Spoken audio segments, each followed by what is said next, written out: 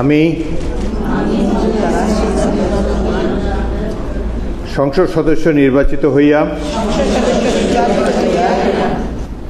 সশ্রদ্ধ চিত্তে শপথ বা দৃঢ়ভাবে ঘোষণা করিতেছি যে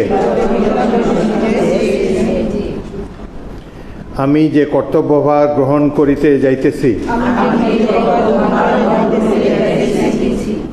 তাহা আইন অনুযায়ী ও বিশ্বস্ততার সহিত পালন করিব। আমি বাংলাদেশের প্রতি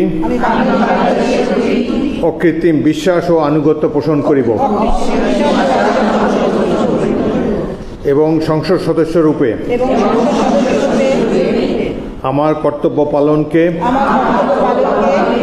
ব্যক্তিগত স্বার্থের দ্বারা প্রভাবিত হইতে দিব না। ধন্যবাদ। ধন্যবাদ মাননীয় স্পিকার। আমি মাননীয় সংসদ সদস্যবৃন্দকে নিজ নিজ আসন গ্রহণের জন্য বিনীত অনুরোধ করছি।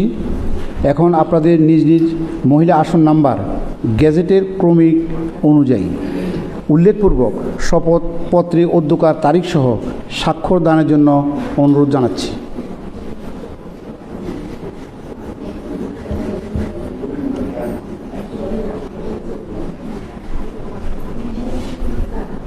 আমার প্রথম